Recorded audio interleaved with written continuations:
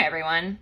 In this video, I want to talk to you about using the concrete representational abstract progression to teach students about subtracting three-digit numbers with regrouping. This is a concept that students will typically encounter on the second grade level, and it's notoriously difficult to get students to accurately and consistently use the standard algorithm in order to subtract numbers under 1,000. We're going to use some different models to represent our subtraction. At the concrete stage, we're going to use base 10 blocks with a place value chart in order to begin our understanding of subtraction. At the visual stage, we're going to use base 10 drawings, which are a very easy natural transition from base 10 blocks. And then we're going to use the partial difference algorithm in order to help students to quickly and accurately complete the subtraction, although those visual representations never need to fade away if they are still supporting students in accurately subtracting. In order to help students conceptualize subtraction, we have a series of problems in which there's a whole of 732 students at school, and various groups of students leave at various dismissals. We're ultimately trying to figure out how many were left from that last dismissal of the day. This problem has a part-whole structure, and to help students to conceptualize the subtraction that they're going to be performing as we go through these various dismissals, I'm going to use a tape diagram. So we have 732 total students. We're going to split that into two parts for this first dismissal, the bus dismissal. The 264 students who left on the bus and the unknown number who will be there for the subsequent dismissals.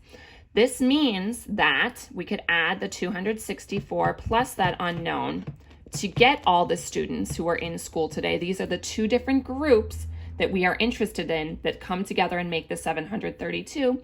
And that also means that we can take 732, subtract away the 264, they go away on the bus, and then we are left with the unknown. As I go through and use the manipulatives for the concrete phase of subtracting with numbers under 1,000, I will keep track of what I'm doing using abstract representations. This will help make the transition to purely abstract representations a lot easier for students.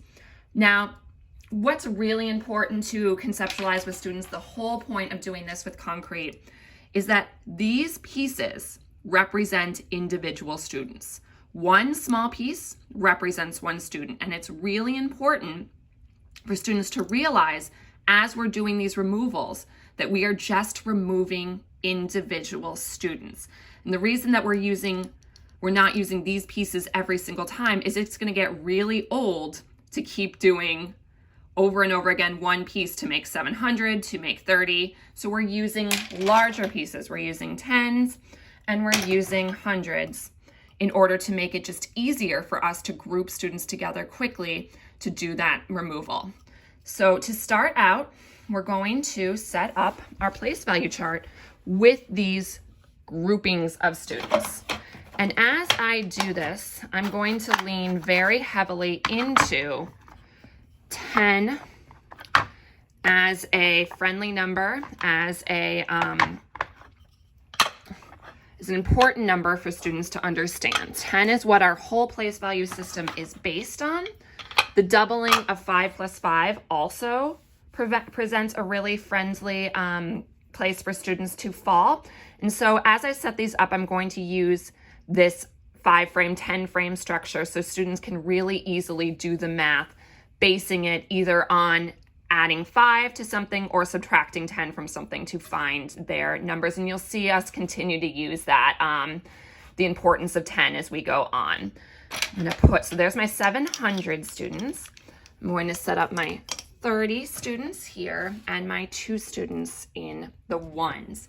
Now I'm going to, again, keep track of this with my abstract. I'm going to write this in expanded form, my 700 plus my 30 plus my 2, And this, of course, will be a prerequisite skill. Students will already have experience with using base 10 blocks to set up 3-digit numbers, and they'll have experience with expanded form. So what I'm going to do now is something that's probably considered kind of radical.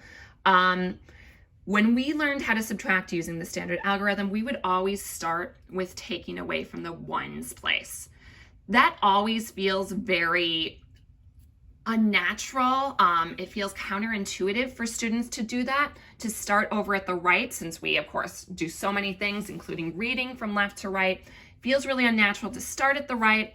And it also feels unnatural to start by removing the smallest number of students when you can start with removing the biggest number. So I am actually going to start with the hundreds place, and I'm going to do my removals one place value at a time, starting with that biggest group of 200 students marching away to the bus. And that's really easy because I was using that 5 plus 2 structure to make my 7. Now our largest group of students left is 500, and we're going to see what we're going to do with that 500 whole as we go through the rest of the problem. So now we come to our first really big problem in trying to solve this. We need to subtract 60 students, but we only have 3 tens in our tens place. This doesn't mean there are only 30 students left in the school. It means that there are only 3 tens in the tens place. And we help students to conceptualize that there are still these 500 students, or these representations of 500 students over there. In order to subtract away 3 more tens, we're going to take one of those 100s and decompose it into groups of 10. We have 3 right now. We need 3 more to make the 6. And that will leave us with 7 on the other side. And of course, you can show students how we can line up all of these sticks to make a 100. But how, for our purposes, we need to split this into a group of 30 and a group of 70. And you can partner this with an important visual, a number bond. So we have 30 that we need to subtract away, and we're going to be left with 70, and then show them how that works. Here's the 3 we already had. Here's the 3 that we need to make 60. These go away, as does the 100 piece, because it does not belong in the tens place, and we're splitting it up. We've decomposed it now, and what we're left with is these 70 students, which I'm going to put in my 5 plus 2 structure. Okay, so we just did what we would call in the old days regrouping, or in this case, we decomposed a larger number, a larger place value. Now we're gonna move on to those 2 in the ones place. Again, we wanna subtract away 4 students. We only have 2 students in the ones place. Where can we go to get more students? There's more than 2 students left in the school. We're gonna go next door to the tens place. How many more students do we need? We need 2 more students to make that 4.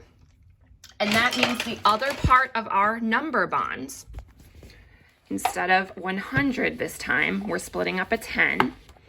The other part of our number bond is going to be 8. And again, this is why it's so important for students to have all of that memorized, all of these tens memorized, so that they can do this math super quick, because we're really leaning heavily on these structures of 10. So here is my 8 plus 2. I need to subtract away that 2 in addition to that 2 to make the 4. Of course, this cannot live in the ones place. And we are left with 5 plus 3, which is 8. And now we've gotten rid of those 264 students to go on the bus. What are we left with? Well, let's use our expanded form. We have 400 in the hundreds. We have 60 in the tens, and we have 8 in the ones, which leaves us with 468. We'll complete our tape diagram. We now have our part-part whole, and we'll also complete our equation to show that relationship in many different ways.